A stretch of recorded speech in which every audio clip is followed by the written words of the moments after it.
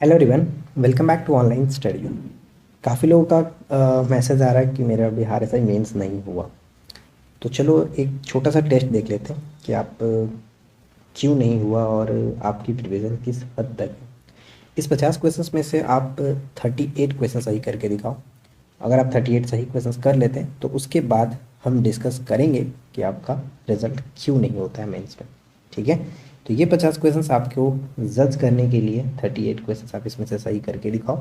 खुद देख लो कि आप क्या पढ़ रहे हैं और एग्जाम्स में क्या पूछा जाता है। ठीक है, तो चलिए फिर शुरू करते हैं। क्वेश्चंस ये है कि बैंक दर का अर्थ क्या होता है। बैंक दर का अर्थ क्या होता है? तो बैंक दर हम उसको कहते हैं देश के केंद्रीय बैंक यानी जो आरबीआई है इसके द्वारा ली जाने वाली आधिकारिक ब्याज दर को कहा जाता है बैंक दर। ठीक है, तो ये चीज़ आपको याद रखना है। इसके संदर्भ में ये कुछ पॉइंट्स हैं मैंने यहाँ पे मेंशन किया है, पढ़ लेते हैं कि रेपो दर क्या होता है। आपको पता होगा रेपो दर और एक रिवर्स रेपो दर होता है।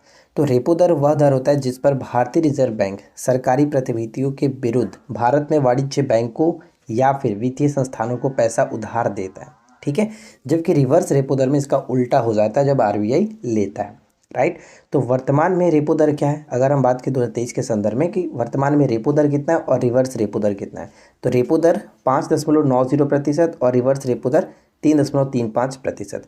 एग्जाम्स में जाने से पहले आप करंट का देख लेंगे कि कितना रेट चल रहा है। ठीक है, क्योंकि ये वैसे 3 महीने पर चेंज होता रहता है, तो आप एक बार ज़रूर देख लीजिए। और ये जो दरें होती हैं मौद्रिक नीति समिति यानी एमपीसी द्वारा द्विमासिक बैठक, द्विमासिक यहाँ पे देखिए 2 महीने पर ही ये आपको चेंज होता रहता है, द्विमासिक बैठक में तय की जाती है। जैसे मैंने आपको 3 माह बताया, एक्चुअली ये 2 माह पे ही होता है। द्विमासिक बैठक में तय की जाती है जिसके प्रमुख कौन होते हैं? तो आरबीआई के गवर्नर होते हैं इसके प्रमुख। राइट, तो ये चीज़ याद रखिएगा। ठीक है फ्रेंड्स, इंपॉर्टेंट है। और मौद्रिक नीति को कौन तैयार करता है? तो आरबीआई ही तैयार करता है, लागू करता है। ये भी कई बार क्वेश्चंस पूछ जाते हैं, तो इसको भी याद रखिएगा। चलिए आगे बढ़ते हैं। और इसके बाद देखिए सेकंड क्वेश्चन हमारा क्या बनता है। सेकंड क्वेश्चन, महात्मा गांधी ने 1918 में अहमदाबाद के कपड़ा मजदूरों की हड़ताल का सफलतापूर्वक नेतृत्व किया था। इसके संदर्भ में कौन सा कथन सही है? ठीक है, 1918 का जो अहमदाबाद के कपड़ा मजदूरों के द्वारा हड़ताल हुई थी, इसके संदर्भ में आपको बात करना है कि कौन सा पॉइंट जो कि सही है। फॉन्ट थोड़ा सा इधर बड़ा हो गया तो जिस वजह से मैं माफ़ी चाहूँगा। तो पहला पॉइंट है कि यह बिना किसी हिंसा के शांतिपूर्वक किया गया था। बिल्कुल सही है कि ये जो हड़ताल था वो बिना किसी हिंसा के शांतिपूर्वक किया गया। हड़ताल तब हुई जब 1917 में मिल मालिक फ्लैग बोनस को वापस लेना चाहते थे। ठीक है, तो ये भी बिल्कुल सही है।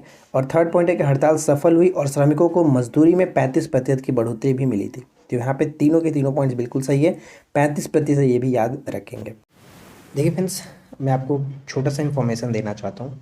जो लोग बिहार एसएससी 10+2 के एग्ज़ाम्स को लेकर के सीरियस हैं, उनके लिए मैं आपको बता दूं कि हमारे एप्लीकेशन पर होली स्पेशल धमाका ऑफर स्टार्ट हो चुका है, जिसमें आपको प्रीलिम्स और मेंस दोनों के लिए ऑनलाइन बैच जो हमारा है उस पर काफ़ी अच्छा डिस्काउंट चल रहा है, जिसमें आपको बहुत सारी चीज़ें मिल जाएंगी जो कि आपके एग्ज़ाम्स के लिए है।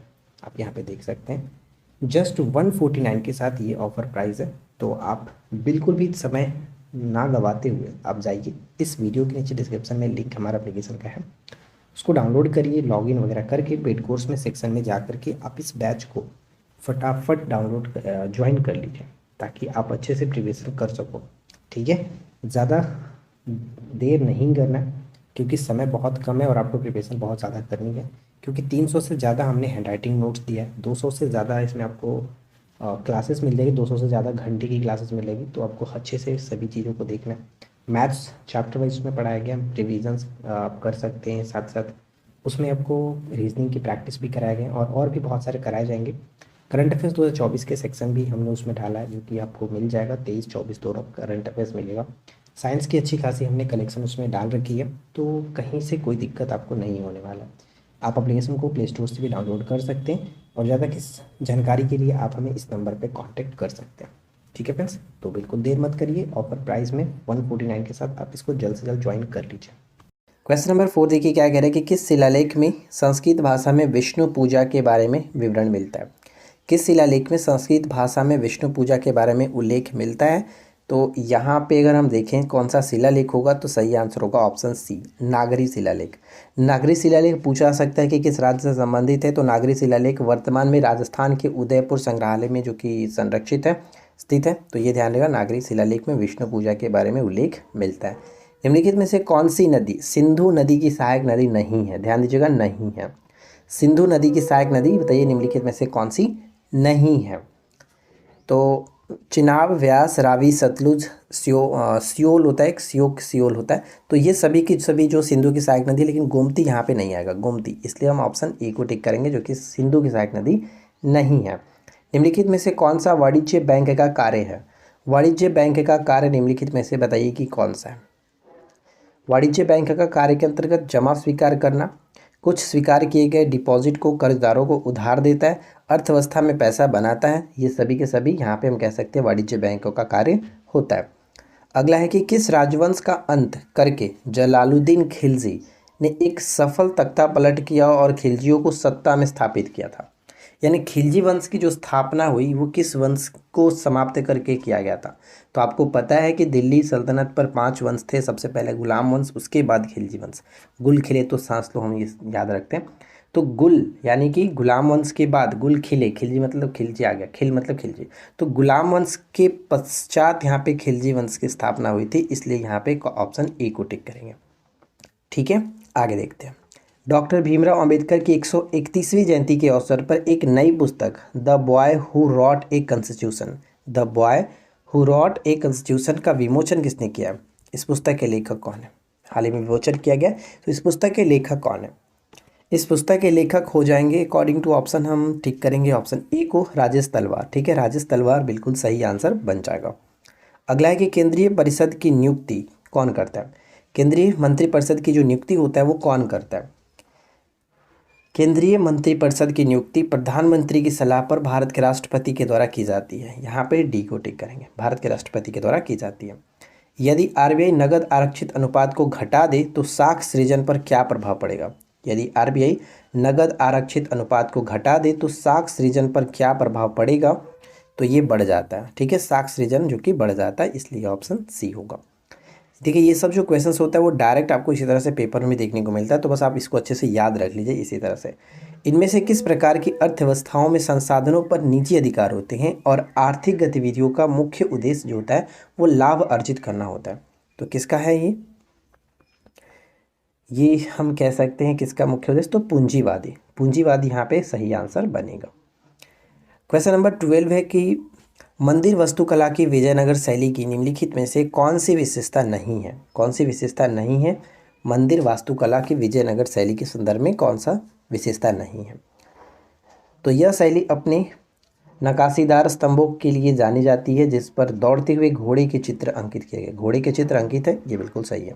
इसमें हम्पी का विरूपाक्ष मंदिर भी शामिल है, यानी कि विजयनगर शैली के अंतर्गत हम्पी का विरूपाक्ष मंदिर भी आता है। अलंकृत स्तंभों वाले मंडप और राय गोपुरम का भी विशेषता है, तो ये भी सही है। लेकिन यहाँ पे गलत पॉइंट्स हो जाता है। इस वास्तुकला शैली का विकास नागर और द्रविड़ शैलियों, ये गलत है क्योंकि सिर्फ और सिर्फ द्रविड़ शैली के साथ हुआ है, तो ये पॉइंट हमारा गलत बन जाता है, इसलिए ऑप्शन हम डी को टिक करेंगे। ठीक है, आगे देखते हैं। जब दो इलेक्ट्रॉन एक ही कक्षा में होते हैं तो उनमें क्या पाए जाते हैं?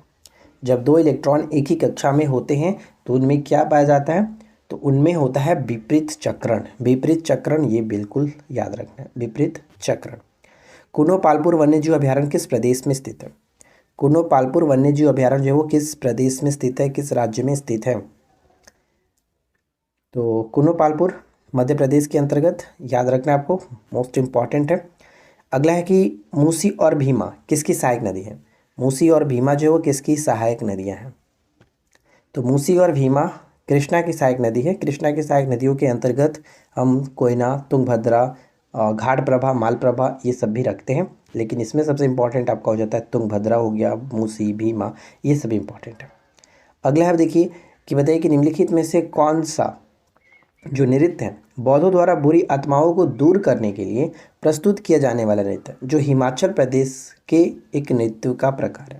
हिमाचल प्रदेश के अंतर्गत बौद्धों द्वारा बुरी आत्माओं को दूर करने के लिए ये नृत्य किया जाता है, तो यहाँ पे सही आंसर बनेगा ऑप्शन ए, सिंधी छम। सिंधी छम का संबंध हिमाचल प्रदेश के साथ है, याद रखिएगा, एक प्रकार का नृत्य है। आदर्श द्रव की श्यानता कितनी होती है? आदर्श द्रव की श्यानता कितनी होती है? श्यानता भी एक तरह का कह सकते हैं घर्षण ही है, जो कि द्रवों और गैसों के परतों के बीच लगता है, राइट। तो यहाँ पे आदर्श द्रव की जो श्यानता होती है वो बिल्कुल शून्य होगा, ऑप्शन सी हो जाएगा शून्य। निम्नलिखित में से कौन नरमपंथियों का नेता नहीं था? निम्नलिखित में से कौन नरमपंथियों का नेता नहीं था?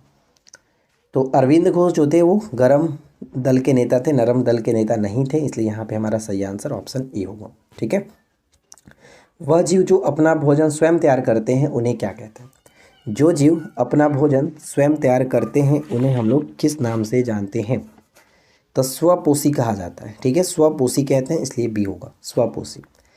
तेयम एक प्रसिद्ध अनुष्ठानिक कला रूप है जिसकी उत्पत्ति किस राज्य से हुई है? तेयम का संबंध हो जाएगा किसके साथ?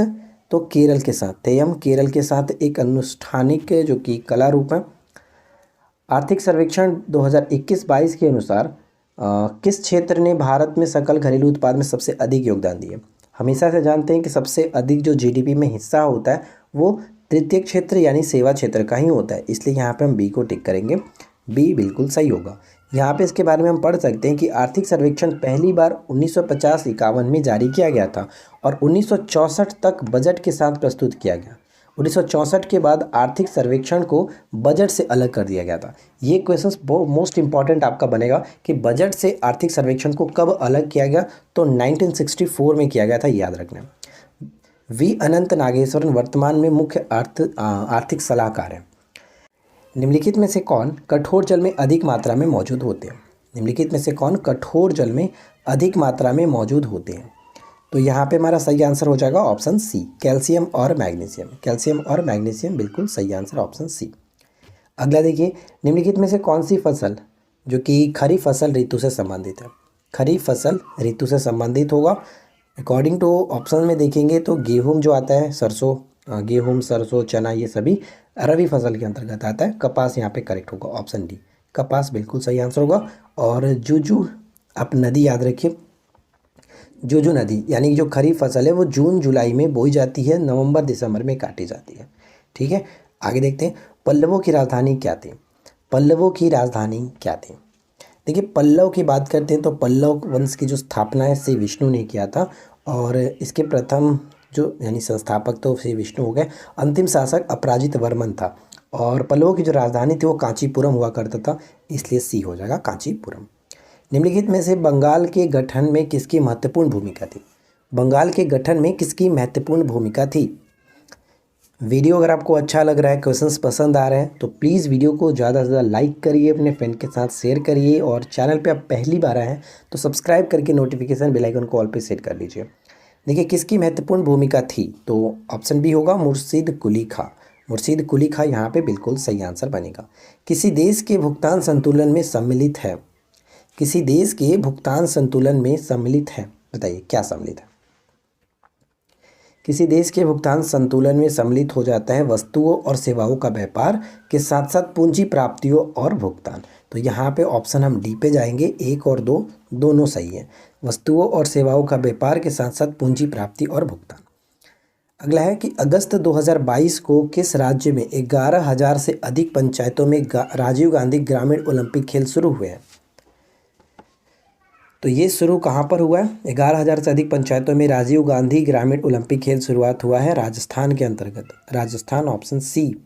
निम्नलिखित में से किसे उग्रसेन यानी कि भयानक सेना का स्वामी कहा जाता है? उग्रसेन, उग्रसेन के नाम से किसको जाना जाता था? तो महापद्म नंद को जाना जाता था, महापद्म नंद, ऑप्शन ए हो जाएगा। महापद्म नंद नंद वंश के संस्थापक थे और साथ ही साथ ये भी याद रखिएगा, इनको सर्वछत्रांतक एकराट की उपाधि भी दी गई थी। सर्वछत्रांतक और एकराट की उपाधि भी इनको मिली थी। नेक्स्ट वन है कि जस्टिस पार्टी आंदोलन जो कि 1915-16 में स्थापित हुआ था, मद्रास में कौन संबंधित है? इसके संस्थापक से कौन संबंधित है? जस्टिस पार्टी आंदोलन 15-16 का संबंध है। तो जस्टिस पार्टी आंदोलन CN मुदलियार, TM नायर और P त्यागराजन चिट्टी, ये तीनों संबंध है, लेकिन ज्योतिबा फुले यहाँ पे गलत होगा। तो 1, 2, 3 करेक्ट है, इसलिए ऑप्शन डी पे जाएंगे, 1, 2, 3 राइट होगा। अगला देखिए कि भारत के प्रधानमंत्री निम्नलिखित में से किन निकायों के वस्तुतः मुखिया होते हैं। भारत के प्रधानमंत्री निम्नलिखित में से किन निकायों के वस्तुतः मुखिया होते हैं। तो नीति आयोग है तो आपको पता ही है, नीति आयोग राष्ट्रीय एकता परिषद के भी होते हैं और भारतीय वन्यजीव बोर्ड के भी होते हैं, यानी तीनों के तीनों बिल्कुल सही होगा, इसलिए ऑप्शन डी को टिक करेंगे। तीनों के प्रमुख होते हैं प्रधानमंत्री। आगरा के किस मस्जिद पर बंगाल शैली का प्रभाव मतलब माना जाता है। आगरा के किस मस्जिद पर बंगाल शैली का प्रभाव माना जाता है। तो यहाँ पे करेक्ट होगा क्या हो गया, आगरा के किस मस्जिद। तो जो नगीना मस्जिद है वो आगरा में ही स्थित है। नगीना मस्जिद का जो निर्माण है वो आगरा किले में शाहजहाँ के द्वारा कराया गया, तो ये याद रखना, जिस पर बंगाल शैली का प्रभाव पड़ा है। भारत का निम्नलिखित में से कौन सा जैव मंडल आरक्षित क्षेत्र मेघालय में स्थित है। यानी अब बताइए कि जैव मंडल आरक्षित क्षेत्र जो कौन सा इसमें से अकॉर्डिंग टू ऑप्शन वो मेघालय में स्थित है। तो यहाँ पे नोकरेक बिल्कुल सही होगा, नोकरेक मेघालय के अंतर्गत आता है, ऑप्शन डी। जब कोई ग्रह सूर्य के चारों ओर चक्कर लगाता है तो उसके बीच का आकर्षण का गुरुत्वाकर्षण बल प्रदान करता है, किस टाइप का। तो अभिकेंद्रीय बल ऑप्शन बी होगा। अभिकेंद्रीय बल, केंद्र के अंदर की ओर लगने वाला जो बल होता है अभिकेंद्रीय बल। जैसे कि हम लोग जब किसी मुड़ान पर रोड पर मोड़ लेते हैं तो हमारा जो होता है किस अंदर की तरफ होता है, ठीक है। यहाँ पे क्या कह रहा है कि उगादी निम्नलिखित में से किस राज्य का प्रसिद्ध त्यौहार है। उगादी जो है वो किस राज्य का प्रसिद्ध त्यौहार है। उगादी का संबंध हो जाएगा ऑप्शन ए के साथ, आंध्र प्रदेश, ठीक है, आंध्र प्रदेश बिल्कुल सही होगा। अगला देखिए, कौन सा जीवाणु फलीदार पौधों की जड़ों में सहजीवी के रूप में कार्य करता है या फिर पाया जाता है। सहजीवी के रूप में पाया जाता है कौन सा जीवाणु। तो यहाँ पे हम कह सकते हैं अकॉर्डिंग टू ऑप्शन, हम ऑप्शन ए को टिक करेंगे, राइजोबियम ऑप्शन ए।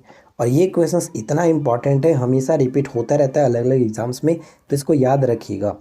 निम्नलिखित में से किसने भारतीय संविधान में नागरिकों के 8 मौलिक कर्तव्यों को शामिल करने की सिफारिश की थी। 8 मौलिक कर्तव्यों को शामिल करने की सिफारिश की थी, क्या बनेगा। तो यहाँ पे हमारा सही आंसर बन जाएगा ऑप्शन सी, स्वर्ण सिंह समिति। सरदार स्वर्ण सिंह समिति के अनुशंसा पर ही मौलिक कर्तव्यों को भारतीय संविधान में 42वें संविधान संशोधन अधिनियम 1976 के द्वारा जोड़ा गया था, ठीक है फ्रेंड्स। जो कि कहाँ से ग्रहण किया गया, तो ये मौलिक कर्तव्य जो है वो यूएसए से, यानी कि यूएसएसआर कह सकते हैं, सोवियत संघ से ग्रहण किया गया था। तो ये चीज़ें इंपॉर्टेंट है। 2011 की जनगणना के अनुसार निम्नलिखित में से किस राज्य केंद्र शासित प्रदेश में साक्षरता दर सबसे अधिक है। ध्यान से क्वेश्चन को अटेम्प्ट करिए। 2011 के जनगणना के अकॉर्डिंग किस राज्य केंद्र शासित प्रदेश की साक्षरता दर सबसे अधिक है।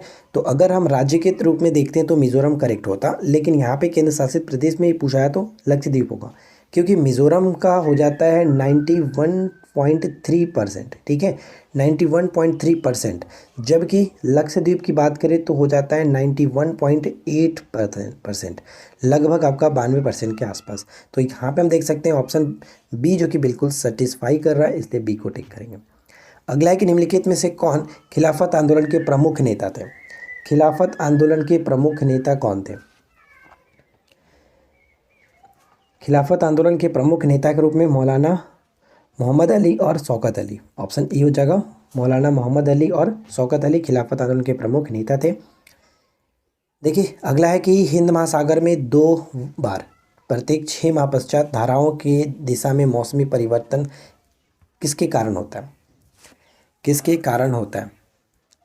तो यहाँ पे कह सकते हैं ये जो कारण है वो मानसूनी हवाओं की दिशा में मौसमी परिवर्तन के कारण होता है, इसलिए बी होगा। और ये मोस्ट इंपॉर्टेंट क्वेश्चन रहने वाला है, याद रखिएगा। आगे बढ़ते हैं। अगला है कि बताइए कि खालिस्तान उड़ीसा के सबसे लोकप्रिय लोक नृत्यों में से एक है। निम्नलिखित में से कौन सा नृत्य जो है वो उड़ीसा के सबसे लोकप्रिय नृत्यों में से एक है। तो यहाँ पे हमारा सही होगा दलखाई, इसलिए ऑप्शन सी को टिक करेंगे। उड़ीसा के और भी जो महत्वपूर्ण नृत्य हैं, लोक नृत्य, यहाँ पे देख सकते हैं। उड़ीसी नृत्य हो गया, छऊ नृत्य हो गया, छऊ तो आपका झारखंड के साथ भी आता है, चैती घोड़ा, डंडा नाटा, मेघा नाचा और चांगू हो गया, चांगू नृत्य, कर्म नृत्य, ये सभी के सभी उड़ीसा के लोकप्रिय नृत्य। लाई हरोबा निम्नलिखित में से किस राज्य का त्यौहार है। लाई हरोबा जो त्यौहार है वो किस राज्य का त्यौहार है। देखिए नॉर्थ ईस्ट के जितने भी फेस्टिवल हैं वो हमेशा रिपीट होते रहते हैं, और खास करके उनकी जो जनजाति है वो भी याद रखना ज़रूरी है। नॉर्थ ईस्ट की पहाड़ियाँ हैं वो भी इम्पॉर्टेंट है। तो लाई हरोबा की बात करते हैं तो यहाँ पे मणिपुर बिल्कुल सही आंसर हो जाएगा, लाई हरोबा मणिपुर। भारतीय संविधान में मौलिक अधिकारों की विशेषताएं आंशिक रूप से संविधान में निहित अधिकारों के विधेयक से प्रेरणा लेती है।